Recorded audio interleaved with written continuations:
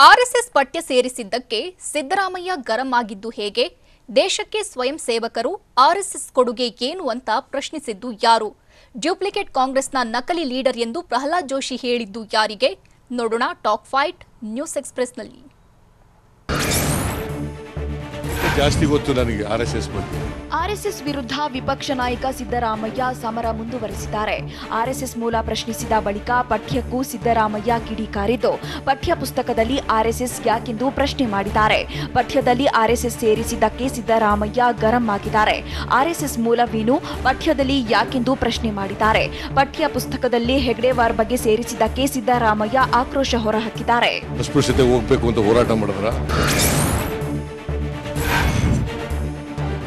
ಆರ್ಎಸ್ಎಸ್ನವರು ದೇಶಭಕ್ತರೆಂದು ಬಿಜೆಪಿಯವರು ಹೇಳ್ತಾರೆ. ದೇಶಕ್ಕೆ ಸ್ವಯಂ ಸೇವಕರ ಕೊಡುಗೆ ಏನೆಂದು ವಿಪಕ್ಷ ನಾಯಕ ಸಿದ್ದರಾಮಯ್ಯ ಪ್ರಶ್ನೆ ಮಾಡಿದ್ದಾರೆ. ಮನುಷ್ಯರನ್ನ ಪ್ರೀತಿಸುವಂತ ಜ್ಞಾನವನ್ನ ಪಠ್ಯದಲ್ಲಿ ತರಬೇಕು. ಸಂವಿಧಾನಗಳ ಆಶಯಗಳನ್ನ ತಿಳಿದುಕೊಳ್ಳೋ ಶಿಕ್ಷಣ ಬೇಕು. ಹೀಗಿರುವಾಗ ಮತೀಯ ಶಿಕ್ಷಣ, ಹಿಂದುತ್ವದ ಶಿಕ್ಷಣ ಯಾಕೆಂದು ಕಿಡಿಕಾರಿದ್ದು ಆರ್ಎಸ್ಎಸ್ ಬಗ್ಗೆ ಏತಕ್ಕಾಗಿ ಓದಬೇಕೆಂದು ಪ್ರಶ್ನಿಸಿದ್ದಾರೆ.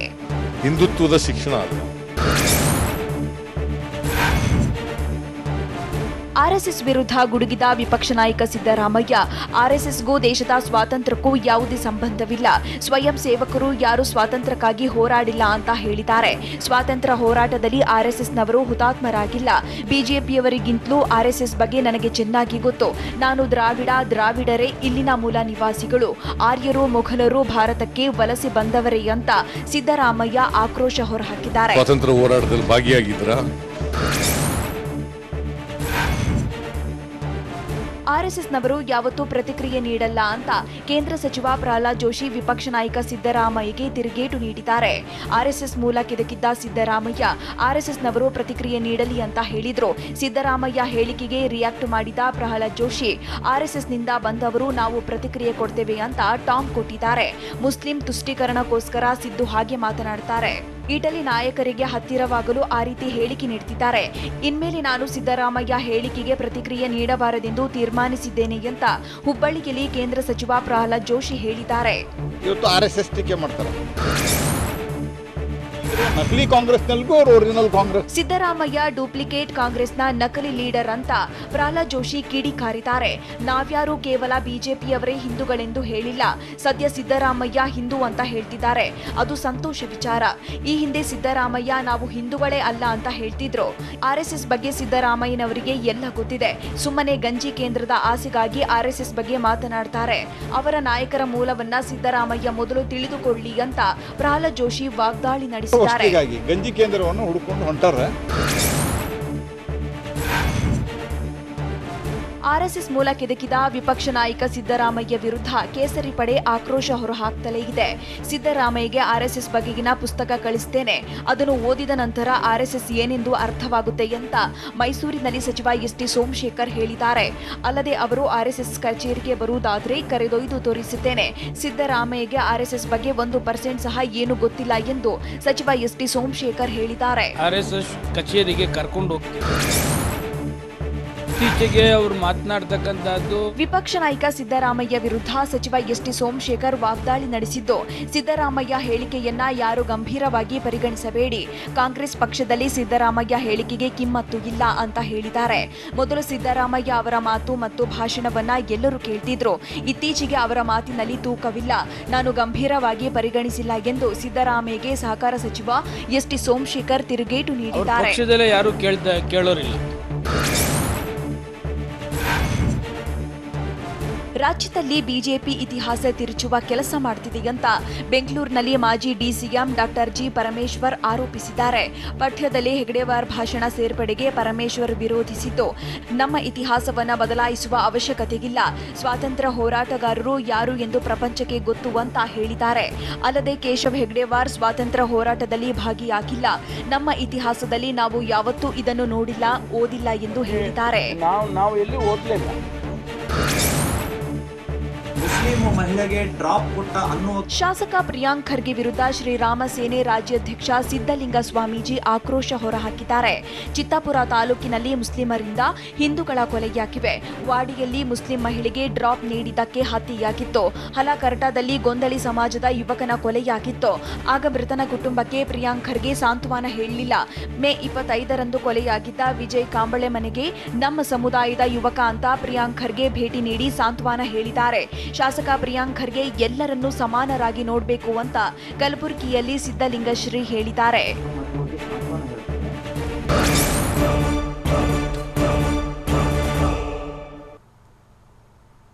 ಕುಂದಾನಗರಿ ಬೆಳಗಾವಿಯಲ್ಲೂ ಮಸೀದಿ ಸಮರ ಶುರುವಾಗಿದ್ದು ಹೇಗೆ? ಅನುಭವ ಮಂಟಪ ವಿವಾದಕ್ಕೆ ಪಟ್ಟದೇವರು ಕೊಟ್ಟ ಟ್ವಿಸ್ಟ್ ಏನು? ಮಠ ಮಂದಿರ ಇರುವ ಕಡೆ ಸೂಫಿಗಳ ಕುರುಹು ಸಿಗುತ್ತೆ ಅಂತ ಹೇಳಿದ್ದು ಯಾರು? ನೋಡೋಣ ಮಸೀದಿ ವರ್ಸಸ್ ಮಂದಿರ ನ್ಯೂಸ್ ಎಕ್ಸ್‌ಪ್ರೆಸ್ನಲ್ಲಿ.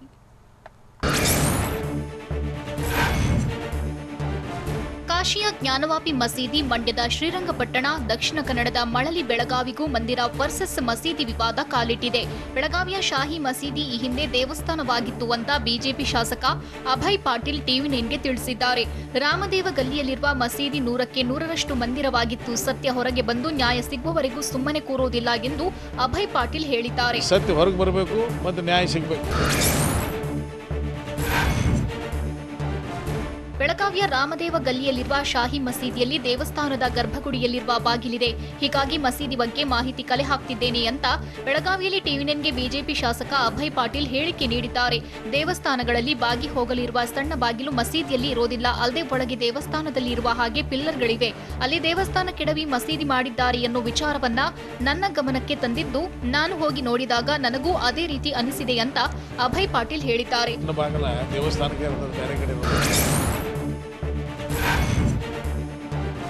ಶಾಹಿ ಮಸೀದಿ ಬಗ್ಗೆ ಸರ್ವೆ ಮಾಡುವಂತೆ ಬೆಳಗಾವಿ ಜಿಲ್ಲಾಡಳಿತಕ್ಕೆ ಶಾಸಕ ಅಭಯ್ ಪಾಟೀಲ್ ಒತ್ತಾಯಿಸಿದ್ದಾರೆ. ಮಸೀದಿಯಲ್ಲಿ ದೇವಾಲಯಕ್ಕೆ ಸಂಬಂಧಿಸಿದ ಕುರುಹುಗಳಿವೆ ಅನ್ನೋ ಭಾವನೆ ನಮ್ಮಲ್ಲಿವೆ. ಹೀಗಾಗಿ ಸರ್ವೆ ಮಾಡಿ ದೇವಸ್ಥಾನ ಇತ್ತೋ ಇಲ್ವೋ ಅನ್ನೋದನ್ನ ಜನರ ಗಮನಕ್ಕೆ ತರಬೇಕು.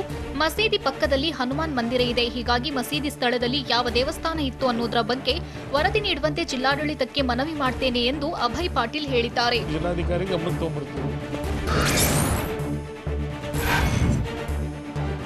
ಶಾಹಿ ಮಸೀದಿ ಸರ್ವೆ ಬಗ್ಗೆ ನಾಳೆ ಜಿಲ್ಲಾಧಿಕಾರಿ ಭೇಟಿಗೆ ಬಿಜೆಪಿ ಶಾಸಕ ಅಭಯ್ ಪಾಟೀಲ್ ಮುಂದಾಗಿದ್ದಾರೆ. ನಾನೊಬ್ಬನೇ ಜಿಲ್ಲಾಧಿಕಾರಿ ಬಳಿ ಹೋಗಲ್ಲ, ಹಿಂದೂ ಸಂಘಟನೆಗಳ ಪ್ರಮುಖರ ಜೊತೆ ಹೋಗಿ ಮಸೀದಿ ಬಗ್ಗೆ ಗಮನಕ್ಕೆ ತರ್ತೇನೆ. ಸರ್ವೆ ಮಾಡಿ ವರದಿ ಕೊಡಿ ಅಂತ ಜಿಲ್ಲಾಡಳಿತಕ್ಕೆ ಮನವಿ ಮಾಡ್ತೇನೆ. ಜಿಲ್ಲಾಧಿಕಾರಿ ಭೇಟಿ ಬಳಿಕ ಗಡುವು ನೀಡುವುದರ ಬಗ್ಗೆ ಯೋಚಿಸುತ್ತೇವೆ. ಜಿಲ್ಲಾಡಳಿತ ಸರ್ವೆ ಮಾಡುವುದಿಲ್ಲ ಅಂದ್ರೆ ನಂತರ ನಿರ್ಣಯಗಳು ಏನಾಗುತ್ತೋ ನೋಡೋಣ ಅಂತ ಅಭಯ್ ಪಾಟೀಲ್ ಹೇಳಿದ್ದಾರೆ. ಸತ್ಯ ಹೊರಗೆ ಬರಬೇಕು ಮತ್ತು ನ್ಯಾಯ ಸಿಗಬೇಕು. ಬೀದರ್ನ ಪೀರ್ ಪಾಷಾ ದರ್ಗಾ ವಿವಾದಕ್ಕೆ ದಿನಕ್ಕೊಂದು ಟ್ವಿಸ್ಟ್ ಸಿಕ್ತಿದೆ. ಪೀರ್ ಪಾಷಾ ದರ್ಗಾದಲ್ಲಿ ಮೂಲ ಅನುಭವ ಮಂಟಪ ಇದೆ ಅಂತ ಬೀದರ್ನಲ್ಲಿ ಬಸವ ಕಲ್ಯಾಣ ಶಾಸಕ ಶರಣು ಸಲಗರ ಹೇಳಿದ್ದಾರೆ. ಶೈವ ಪರಂಪರೆ ಕಟ್ಟಡದ ರೂಪದಲ್ಲಿ ಪೀರ್ ಪಾಷಾ ದರ್ಗಾವಿದೆ. ಅನುಭವ ಮಂಟಪವೇ ದರ್ಗಾ ಆಗಿದೆ ಅಂತ ಜನರೇ ಹೇಳ್ತಿದ್ದಾರೆ. ಈ ಜಾಗದಲ್ಲಿ ಅನುಭವ ಮಂಟಪ ಆಗಬೇಕು ಅಂತ ಶರಣು ಸಲಗರ ಒತ್ತಾಯಿಸಿದ್ದಾರೆ. ಕಟ್ಟಡದ ಮಾದರಿಯನ್ನು ನೋಡಿದಾಗ ದರ್ಗಾದಲ್ಲಿ ಅನುಭವ ಮಂಟಪವಿದ್ದ ಬಗ್ಗೆ ಸಾಕ್ಷ್ಯಗಳಿಲ್ಲ ಅಂತ ಬೀದರ್ನಲ್ಲಿ ಅನುಭವ ಮಂಟಪ ಟ್ರಸ್ಟ್ನ ಅಧ್ಯಕ್ಷ ಬಸವಲಿಂಗ ಪಟ್ಟದೇವರು ಸ್ಫೋಟಕ ಹೇಳಿಕೆ ನೀಡಿದ್ದಾರೆ. ಜಗಜ್ಯೋತಿ ಬಸವಣ್ಣರ ಬಗ್ಗೆ 10 ಗ್ರಂಥಗಳು ಬಂದಿವೆ. ಆದರೆ ಪೀರ್ ಪಾಷಾ ದರ್ಗಾದಲ್ಲಿ ಅನುಭವ ಮಂಟಪವಿದೆ ಅಂತ ಯಾರೂ ಬರೆದಿಲ್ಲ. ಅನುಭವ ಮಂಟಪ ಸಾಧಾರಣ ಕಟ್ಟಡವಾಗಿರಬಹುದು. ಇತಿಹಾಸಕಾರರು ಸಂಶೋಧನೆ ಮಾಡಿದ್ರೆ ಮಾತ್ರ ಗೊತ್ತಾಗುತ್ತೆ ಎಂದು ಬಸವಲಿಂಗ ಪಟ್ಟದೇವರು ತಿಳಿಸಿದ್ದಾರೆ. ಸಾಧಾರಣ ಕಟ್ಟಡ ಇರಬಹುದೇನೋ. ರಾಜ್ಯದಲ್ಲಿ ಮಸೀದಿ ಮಂದಿರ ದಂಗಲ್ ತೀವ್ರಗೊಂಡಿದ್ದು ಮಳಲಿಯ ದರ್ಗಾ ಬಳಿಕ ಮತ್ತೊಂದು ಫೈಟ್ ಶುರುವಾಗಿದೆ. ರಾಜ್ಯದ ಎಲ್ಲ ಮಸೀದಿ ದರ್ಗಾಗಳ ತನಿಖೆಗೆ ರಾಷ್ಟ್ರೀಯ ಕೇಸರಿ ಒಕ್ಕೂಟ ಸರ್ಕಾರಕ್ಕೆ ಒತ್ತಾಯಿಸಿದೆ. ಮಸೀದಿ ಹಾಗೂ ದರ್ಗಾಗಳಲ್ಲಿ ದೇವಸ್ಥಾನಗಳ ಕುರುಹು ಪತ್ತೆಯಾಗ್ತಿರೋದ್ರಿಂದ ತನಿಖೆಗೆ ಆಗ್ರಹಿಸಲಾಗಿದೆ. ರಾಜ್ಯದಲ್ಲಿ ಎಷ್ಟು ಮಸೀದಿಗಳು ಮತ್ತು ದರ್ಗಾಗಳಿವೆ, ಅದರ ಹಿನ್ನೆಲೆ ಏನು ಅಂತ ಪುರಾತತ್ವ ಇಲಾಖೆ ಸಮೀಕ್ಷೆ ಮಾಡಿ ವರದಿ ನೀಡುವಂತೆ ರಾಷ್ಟ್ರೀಯ ಕೇಸರಿ ಒಕ್ಕೂಟ ಒತ್ತಾಯಿಸಿದೆ. ಕೂಲಂಕುಷವಾಗಿ ಪರಿಶೀಲನೆ ಮಾಡಿ ರಾಜ್ಯದ ಹಲವೆಡೆ ಮಸೀದಿಗಳಲ್ಲಿ ದೇಗುಲದ ಕುರುಹು ಪತ್ತೆಯಾಗಿದ್ದು ಮಸೀದಿ ಬಿಟ್ಟುಕೊಡಬೇಕೆಂದು ಹಿಂದೂ ಸಂಘಟನೆಗಳು ಒತ್ತಾಯಿಸುತ್ತಿವೆ. ಈ ಬಗ್ಗೆ ಕಲಬುರಗಿಯಲ್ಲಿ ವಕ್ಫ್ ಬೋರ್ಡ್ ಅಧ್ಯಕ್ಷ ಮೌಲಾನಾ ಶಾಫಿ ಸಾದಿ ಪ್ರತಿಕ್ರಿಯೆ ನೀಡಿದ್ದು, ಭಾರತದ ಸಂಸ್ಕೃತಿ ಗೊತ್ತಿಲ್ಲದವರು ಈ ರೀತಿ ಮಾತನಾಡುತ್ತಿದ್ದಾರೆ ಅಂತ ಆಕ್ರೋಶ ಹೊರಹಾಕಿದ್ದಾರೆ.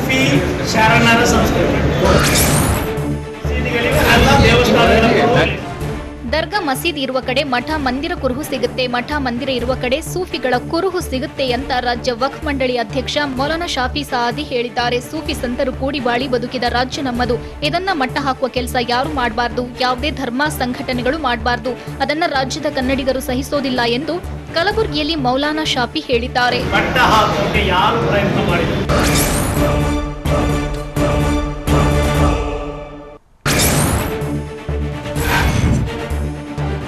ಸಂಶೋಧನೆ ಮತ್ತು ಸ್ನಾತಕೋತ್ತರ ವಿದ್ಯಾರ್ಥಿಗಳ ಒಕ್ಕೂಟ ನಾಳೆ ಬೆಂಗಳೂರು ವಿವಿ ಬಂದ್ಗೆ ಕರೆ ಕೊಟ್ಟಿದೆ. ತರಗತಿ ಬಹಿಷ್ಕರಿಸಿ ನಾಳೆ ಬೆಳಗ್ಗೆ 10 ಗಂಟೆಗಿಂತ ವಿವಿ ಆಡಳಿತ ಕಚೇರಿ ಮುಂಭಾಗ ಅಹೋರಾತ್ರಿ ಧರಣಿ ನಡೆಸಲು ಒಕ್ಕೂಟ ನಿರ್ಧರಿಸಿದೆ. ವಿವಿ ಪ್ರಭಾರ ವಿತ್ತಾಧಿಕಾರಿ ಆರ್ ಜಯಲಕ್ಷ್ಮಿ ವಿದ್ಯಾರ್ಥಿಗಳ ವಿರುದ್ಧ ದೂರು ನೀಡಿದ್ದು ವಿದ್ಯಾರ್ಥಿಗಳ ಧರಣಿಗೆ ಕಾರಣವಾಗಿದೆ. ಹೀಗಾಗಿ ದೂರು ಹಿಂಪಡೆಯುವಂತೆ ಸ್ಟೂಡೆಂಟ್ಸ್ ಆಗ್ರಹಿಸಿ ನಾಳೆ ವಿವಿ ಬಂದ್ಗೆ ಕರೆ ಕೊಟ್ಟಿದ್ದಾರೆ. ಜ್ಞಾನ ಭಾರತಿ ಠಾಣೆಯಲ್ಲಿ ವಿತ್ತಾಧಿಕಾರಿ ಕುಲಪತಿ ವಿರುದ್ಧ ವಿದ್ಯಾರ್ಥಿಗಳು ಪ್ರತಿ ದೂರು ದಾಖಲಿಸಿದ್ದಾರೆ.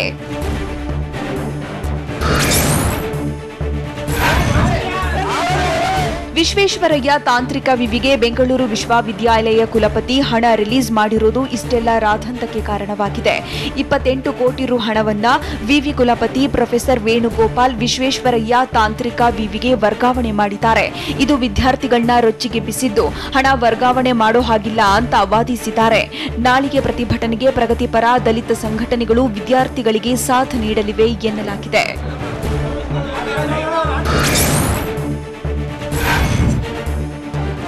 ರಾಜ್ಯಸಭಾ ಚುನಾವಣೆಯಲ್ಲಿ ಗೆಲುವು ಸಾಧಿಸಲು ಜೆಡಿಎಸ್ನ ಕುಪೇಂದ್ರ ರೆಡ್ಡಿ ರಣತಂತ್ರ ರೂಪಿಸಿದ್ದು ಕಾಂಗ್ರೆಸ್ ಹೆಚ್ಚುವರಿ ಮತ ಗಿಟ್ಟಿಸಲು ಪ್ಲಾನ್ ಮಾಡಿದ್ದಾರೆ.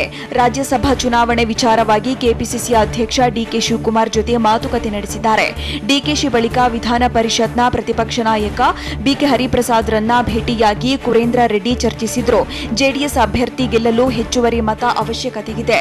ಹೀಗಾಗಿ ಕುಪೇಂದ್ರ ರೆಡ್ಡಿ ಭೇಟಿ ಮಹತ್ವ ಪಡೆದುಕೊಂಡಿದೆ.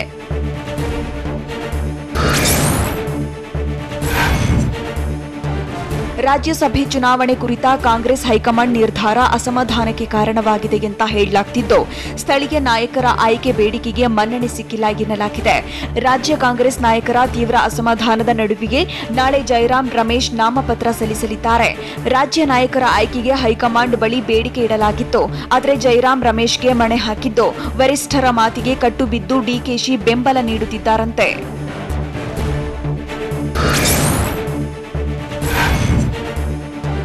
ಚುನಾವಣೆ ವರ್ಷದಲ್ಲೂ ರಾಜ್ಯ ನಾಯಕರಿಗೆ ಅವಕಾಶ ಏಕಿಲ್ಲ ಅಂತ ವರಿಷ್ಠರ ನಿರ್ಧಾರಕ್ಕೆ ಸ್ಥಳೀಯ ನಾಯಕರು ಬೇಸರ ಹೊರಹಾಕಿದ್ದಾರೆ.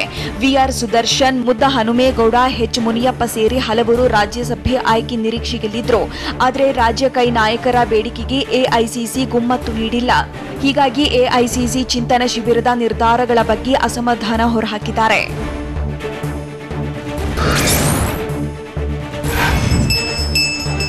ಪವರ್ ಸ್ಟಾರ್ ಪುನೀತ್ ರಾಜ್ಕುಮಾರ್ ಆಗಲಿ ಇಂದಿಗೆ 6 ತಿಂಗಳು. ಹೀಗಾಗಿ ಪುನೀತ್ ಸಮಾಧಿಗೆ ಕುಟುಂಬಸ್ಥರು ಪೂಜೆ ಸಲ್ಲಿಸಿದ್ರು. ಕಂಠೀರವ ಸ್ಟುಡಿಯೋದಲ್ಲಿ ಅಪ್ಪು ಸಮಾಧಿ ಬಳಿ 6 ತಿಂಗಳ ಕಾರ್ಯ ಮಾಡಿದ್ರು. ಅಶ್ವಿನಿ ಪುನೀತ್ ರಾಜ್ಕುಮಾರ್, ವಿನೋದ್ ರಾಜ್ಕುಮಾರ್, ಗುರು ರಾಘವೇಂದ್ರ ಸೇರಿದಂತೆ ಹಲವರು ಆಗಮಿಸಿದ್ರು. ಇಂದು ರೆಬೆಲ್ ಸ್ಟಾರ್ ದಿವಂಗತ ಅಂಬರೀಶ್ 70ರ ಜನ್ಮ ದಿನಾಚರಣೆ. ಹೀಗಾಗಿ ಕಂಠೀರವ ಸ್ಟುಡಿಯೋದಲ್ಲಿ ಅಂಬರೀಶ್ ಸ್ಮಾರಕಕ್ಕೆ ಪೂಜೆ ಸಲ್ಲಿಸಲಾಯಿತು. ಸ್ಮಾರಕದ ಬಳಿ ಇಷ್ಟದ ತಿನಿಸುಗಳನ್ನಿಟ್ಟು ಪತ್ನಿ ಸುಮಲತಾ, ಪುತ್ರ ಅಭಿಷೇಕ್ ಪೂಜೆ ಸಲ್ಲಿಸಿದ್ರು. ನಿರ್ಮಾಪಕ ರಾಕ್ಲೈನ್ ವೆಂಕಟೇಶ್ ಮತ್ತಿತರರು ಭಾಗಿಯಾಗಿದ್ದರು.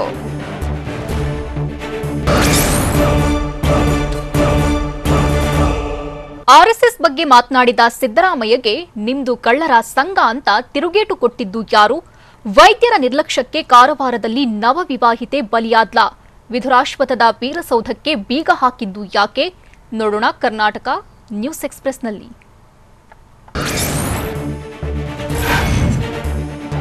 ರೈತರ ಬದುಕು ಹಸಿರು ಮಾಡುವ ಬಗ್ಗೆ ಯೋಚನೆ ಮಾಡಿದ ಸಿದ್ದರಾಮಯ್ಯ ಆರ್ಎಸ್ಎಸ್ ಬಗ್ಗೆ ಮಾತನಾಡ್ತಾರೆ ಅಂತ ಬಿಜೆಪಿ ರಾಜ್ಯಾಧ್ಯಕ್ಷ ನಳಿನ್ ಕುಮಾರ್ ಕಟೀಲ್ ವಾಗ್ದಾಳಿ ನಡೆಸಿದ್ದಾರೆ.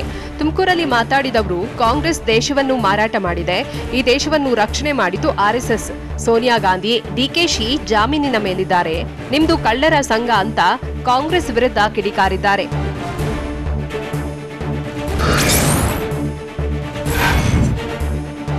ಆರ್ಎಸ್ಎಸ್ ಪದ ಹೇಳುವ ಯೋಗ್ಯತೆ ಕೂಡ ನಿಮ್ಗಿಲ್ಲ ಅಂತ ಸಿದ್ದರಾಮಯ್ಯ ವಿರುದ್ಧ ನಳಿನ್ ಕುಮಾರ್ ಕಟೀಲು ಕಿಡಿಕಾರಿದ್ದಾರೆ.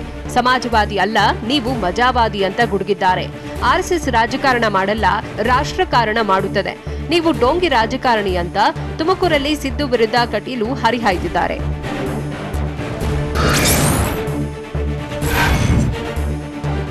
ದೇಶ ವಿಂಗಡಣೆ ಮಾಡೋಕೆ ಆರ್ಎಸ್ಎಸ್ ಹುಟ್ಟಿದ್ದು ಅಂತ ಕಾಂಗ್ರೆಸ್ ಶಾಸಕ ಅಮರೇಗೌಡ ಭಯ್ಯಾಪುರ ವಾಗ್ದಾಳಿ ನಡೆಸಿದ್ದಾರೆ. ಕೊಪ್ಪಳ ಜಿಲ್ಲೆ ಗಂಗಾವತಿ ತಾಲೂಕಿನ ಪಂಪಾ ಸರೋವರದಲ್ಲಿ ಮಾತನಾಡಿದವರು, ದೇಶದಲ್ಲಿ ನಡೆಯೋ ಎಲ್ಲಾ ಕೆಲಸದ ಹಿಂದೆ ಆರ್ಎಸ್ಎಸ್ ಪಾತ್ರ ಇದೆ. ಹಿಜಾಬ್, ಮೈಕ್ ವಿವಾದದ ಸೂತ್ರಧಾರರು ಆರ್ಎಸ್ಎಸ್ನವರು. ಇದರಲ್ಲಿ ಬಿಜೆಪಿಯವರ ಪಾತ್ರವಿಲ್ಲ. ಸಿದ್ದರಾಮಯ್ಯ ಇತಿಹಾಸ ಓದಿಕೊಂಡು ಮಾತನಾಡಿದ್ದಾರೆ ಅಂತ ಶಾಸಕ ಅಮರೇಗೌಡ ಭಯ್ಯಾಪುರ ಹೇಳಿದ್ದಾರೆ.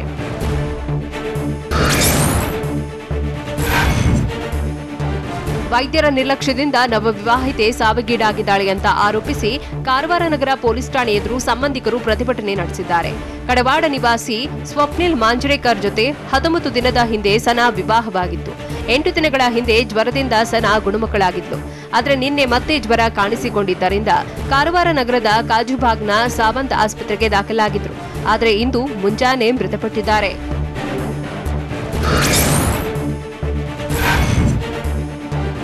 ಸನಾ ಸಾವಿಗೆ ಖಾಸಗಿ ಆಸ್ಪತ್ರೆ ವೈದ್ಯರೇ ಕಾರಣ ಎಂದು ಕುಟುಂಬಸ್ಥರು ಆರೋಪಿಸಿದ್ದಾರೆ. ನಿನ್ನೆ ಜ್ವರ ಕಾಣಿಸಿಕೊಂಡಿದ್ದರಿಂದ ಸಾವಂತ್ ಆಸ್ಪತ್ರೆಗೆ ಸನಾ ದಾಖಲಾಗಿದ್ರು. ಈ ವೇಳೆ 4 ಇಂಜೆಕ್ಷನ್ ನೀಡಿದ್ದರಿಂದ ಅಸ್ವಸ್ಥಗೊಂಡಿದ್ದ ಸನಾರನ್ನ ಆಂಬ್ಯುಲೆನ್ಸ್ನಲ್ಲಿ ಸರ್ಕಾರಿ ಆಸ್ಪತ್ರೆಗೆ ಕಳಿಸಿದ್ರು. ಸರ್ಕಾರಿ ಆಸ್ಪತ್ರೆಯಲ್ಲಿ ಚಿಕಿತ್ಸೆ ಫಲಿಸದೆ ಇಂದು ಮುಂಜಾನೆ 4 ಗಂಟೆಗೆ ಸನಾ ಕೊನೆಯುಸಿರೆಳೆದಿದ್ದಾಳೆ. ಸನಾ ಸಾವಿಗೆ ಖಾಸಗಿ ಆಸ್ಪತ್ರೆ ವೈದ್ಯರೇ ಕಾರಣ ಅಂತ ಆರೋಪಿಸಿ ಕಾರವಾರ ನಗರ ಠಾಣೆ ಎದುರು ಕುಟುಂಬಸ್ಥರು ಪ್ರತಿಭಟನೆ ನಡೆಸಿದ್ದಾರೆ.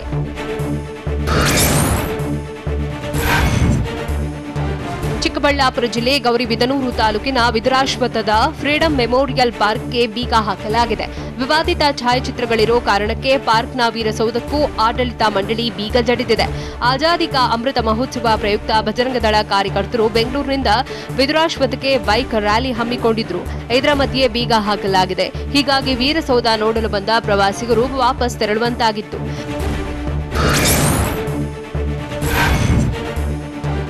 ಚಿಕ್ಕಮಗಳೂರು ನಗರದ ಬಾರ್ಲೈನ್ ರಸ್ತೆಯಲ್ಲಿರೋ ಹೋಟೆಲ್ ಒಂದರ ಮೇಲೆ ಬಜರಂಗದಳ ಕಾರ್ಯಕರ್ತರು ದಾಳಿ ಮಾಡಿದ್ದಾರೆ. ಮತಾಂತರ ಮಾಡಲಾಗ್ತಿದೆ ಅಂತ ಆರೋಪಿಸಿ ಅಮಾಯಕರ ಮೇಲೆ ದಾಳಿ ಮಾಡಿದ್ದಾರೆ ಎನ್ನಲಾಗಿದೆ. ಕ್ರಿಶ್ಚಿಯನ್ ಸಮುದಾಯಕ್ಕೆ 50ಕ್ಕೂ ಹೆಚ್ಚು ಜನರನ್ನ ಮತಾಂತರ ಮಾಡಲಾಗ್ತಿದೆ ಅಂತ ದಾಳಿ ಮಾಡಿದ್ದು, ಈ ವೇಳೆ ಸ್ಥಳದಲ್ಲಿದ್ದವರು ಬೆಚ್ಚಿಬಿದ್ದಿದ್ರು. ಪ್ರಾರ್ಥನೆ ಮಾಡುತ್ತಿದ್ದವರು ಕಂಗಾಲಾಗಿದ್ರು. ಸ್ಥಳಕ್ಕೆ ಚಿಕ್ಕಮಗಳೂರು ನಗರ ಠಾಣೆ ಪೊಲೀಸರು ಭೇಟಿ ನೀಡಿ ಪರಿಶೀಲನೆ ನಡೆಸಿದರು.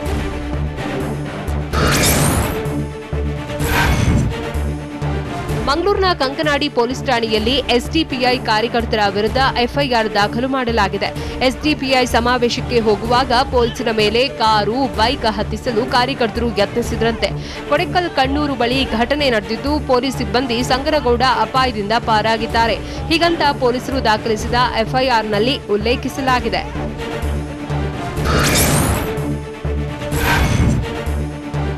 ಕೊಪ್ಪಳ ಜಿಲ್ಲೆ ಗಂಗಾವತಿ ತಾಲೂಕಿನ ಆನೆಗೊಂದಿಗ ಪಂಪಾ ಸರೋವರಕ್ಕೆ ಕಾಂಗ್ರೆಸ್ ನಾಯಕರು ಭೇಟಿ ನೀಡಿ ಪರಿಶೀಲನೆ ನಡೆಸಿದರು. ಪಂಪಾ ಸರೋವರದ ಪುನಶ್ಚೇತನ ಹೆಸರಲ್ಲಿ ಜಯಲಕ್ಷ್ಮಿ ದೇಗುಲಕ್ಕೆ ಧಕ್ಕೆ ತರಲಾಗಿದೆ ಎನ್ನಲಾಗಿದೆ. ಹೀಗಾಗಿ ಮಾಜಿ ಸಚಿವ ಶಿವರಾಜ ತಂಗಡಗಿ, ಶಾಸಕ ಅಮರೇಗೌಡ ಭಯ್ಯಾಪುರ, ಮಾಜಿ ಸಂಸದ ಶಿವರಾಮೇಗೌಡ ಸೇರಿ ಇತರರು ದೇಗುಲ ವೀಕ್ಷಿಸಿದರು.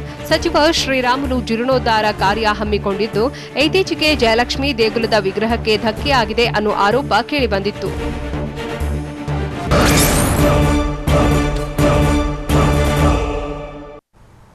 ಬೀದರ್ನ 7 ಜನರು ಉತ್ತರ ಪ್ರದೇಶದಲ್ಲಿ ದುರ್ಮರಣಕ್ಕೆ ಈಡಾಗಿದ್ದು ಯಾಕೆ? ಕೆರೆ ಬೇಟೆ ವೇಳೆ ಮೀನು ಸಿಗದಿದ್ದಕ್ಕೆ ಸಾವಿರಾರು ಜನರು ಮಾಡಿದ್ದೇನು? ಮಧ್ಯವರ್ತಿಗಳ ಮೂಲಕವೇ ಡೀಲ್ ಮಾಡ್ತಿದ್ದ ಕಿಂಗ್ ಪಿನ್ ರುದ್ರಗೌಡ ಪಾಟೀಲ್. ನೋಡೋಣ ಸಮಗ್ರ ನ್ಯೂಸ್ ಎಕ್ಸ್‌ಪ್ರೆಸ್‌ನಲ್ಲಿ.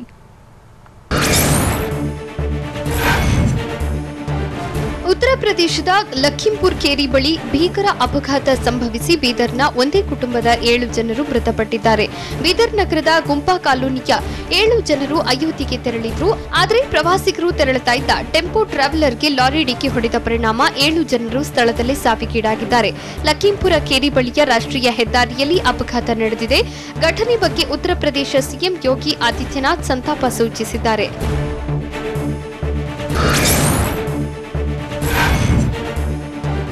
ಉತ್ತರ ಪ್ರದೇಶದಲ್ಲಿ ಸಂಭವಿಸಿದ ಭೀಕರ ಅಪಘಾತದಲ್ಲಿ 7 ಜನ ಕನ್ನಡಿಗರು ಸಾವಿಗೀಡಾಗಿದ್ದು ಕುಟುಂಬಸ್ಥರ ಆಕ್ರಂದನ ಮುಗಿಲು ಮುಟ್ಟಿದೆ. ಶಿವಕುಮಾರ್, ಜಗದಾಂಬ, ಮನ್ಮಥ, ಅನಿಲ್, ಸಂತೋಷ್, ಶಶಿಕಲಾ ಮತ್ತು ಸರಸ್ವತಿ ಎಂಬುವವರು ಮೃತಪಟ್ಟಿದ್ದಾರೆ. ಅಲ್ಲದೆ 9 ಜನರಿಗೆ ಗಾಯವಾಗಿದ್ದು 3 ಸ್ಥಿತಿ ಗಂಭೀರವಾಗಿದೆ. 7 ಜನರು ದಾರುಣ ಅಂತ್ಯದಿಂದ ಕುಟುಂಬಸ್ಥರು ಆಕ್ರಂದನ ಮುಗಿಲು ಮುಟ್ಟಿದೆ. ಬೀದರ್ನ ಗುಂಪಾ ಕಾಲೋನಿಯಲ್ಲಿ ಮೃತರನ್ನ ನೆನೆದು ಸಂಬಂಧಿಕರು ಗೋಳಾಡಿದ್ದಾರೆ.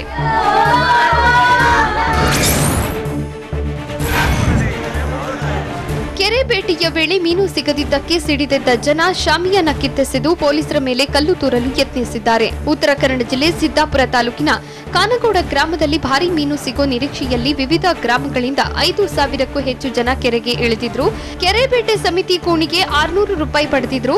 ಆದರೆ ಮೀನು ಸಿಗದಿದ್ದಕ್ಕೆ ಹಣ ವಾಪಸ್ ನೀಡುವಂತೆ ಜನರು ಪಟ್ಟು ಹಿಡಿದಿದ್ರು. ಹಣ ವಾಪಸ್ ನೀಡಲು ಸಮಿತಿ ನಿರಾಕರಿಸಿದ್ದಕ್ಕೆ ಗಲಾಟೆ ಮಾಡಿದ್ದು ರೊಚ್ಚಿಗೆದ್ದ ಜನರನ್ನ ನಿಯಂತ್ರಿಸಲು ಪೊಲೀಸರು ಹರಸಾಹಸ ಪಡಬೇಕಾಯಿತು. ಜಾಸ್ತಿ ಗೊತ್ತು ನನಗೆ ಆರ್ಎಸ್ಎಸ್ ಬಗ್ಗೆ.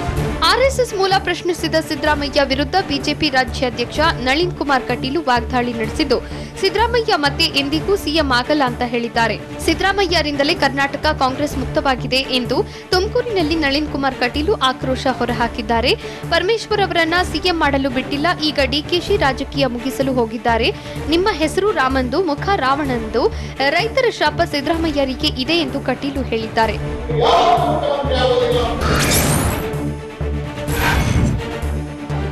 ಸಿಎಂ ಕನಸು ಕಾಣುವ ದಲಿತ ನಾಯಕರು ಹುಚ್ಚರು ಎಂಬ ಕೇಂದ್ರ ಸಚಿವ ನಾರಾಯಣಸ್ವಾಮಿ ಹೇಳಿಕೆಗೆ ಪರಮೇಶ್ವರ್ ತಿರುಗೇಟು ನೀಡಿದ್ದಾರೆ. ಬಿಜೆಪಿಯವರು ದಲಿತರನ್ನ ಸಿಎಂ ಮಾಡಲ್ಲ ಅನ್ನೋದು ಸ್ಪಷ್ಟವಾಗಿದೆ. ಹೀಗಾಗಿಯೇ ನನ್ನ ಹೆಸರು ಮತ್ತೆ ಖರ್ಗೆ ಹೆಸರನ್ನ ನಾರಾಯಣಸ್ವಾಮಿಗೆ ಹೇಳಿದ್ದಾರೆ. ನಮ್ಮ ಪಕ್ಷದ ಬಗ್ಗೆ ಕೇಂದ್ರ ಸಚಿವ ನಾರಾಯಣಸ್ವಾಮಿಗೆ ಏನ್ ಗೊತ್ತು? ಕಾಂಗ್ರೆಸ್ ಪಕ್ಷದಲ್ಲಿ ಎಲ್ಲರಿಗೂ ಅವಕಾಶವಿದೆ ಎಂದು ಬೆಂಗಳೂರಿನಲ್ಲಿ ಮಾಜಿ ಡಿಸಿಎಂ ಡಾಕ್ಟರ್ ಜಿ ಪರಮೇಶ್ವರ್ ಹೇಳಿದ್ದಾರೆ.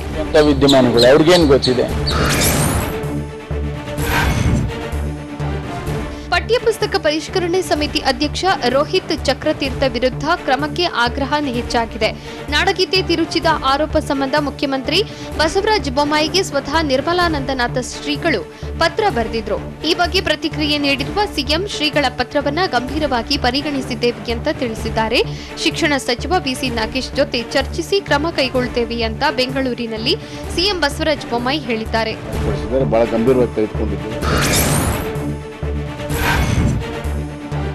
ಪಿಎಸ್ಐ ನೇಮಕಾತಿ ಪರೀಕ್ಷೆ ಅಕ್ರಮದ ತನಿಖೆ ಚುರುಕು ಪಡೆದಿದ್ದು, ಕಿಂಗ್ ಪಿನ್ಗಳ ಜೊತೆ ಅನೇಕರು ಮಧ್ಯವರ್ತಿಗಳಾಗಿ ಕೆಲಸ ಮಾಡ್ತಿರೋದು ಪತ್ತೆಯಾಗಿದೆ. ಮಧ್ಯವರ್ತಿಗಳ ಮೂಲಕವೇ ಅಭ್ಯರ್ಥಿಗಳ ಜೊತೆ king pin Rudragowda Patil deal ಮಾಡಿದ್ದಾನೆ. ಅಲ್ಲದೆ ಅಭ್ಯರ್ಥಿಗಳನ್ನ ಕರೆತಂದ ಮೀಡಿಯೇಟರ್ಗಳಿಗೆ ಕಿಂಗ್ ಪಿನ್ ರುದ್ರಗೌಡ ಪಾಟೀಲ್ ತಲಾ 5 ರಿಂದ 10 ಲಕ್ಷದವರೆಗೆ ಹಣ ನೀಡಿದ್ದಾನೆ ಅಂತ ಹೇಳಲಾಗ್ತಿದೆ.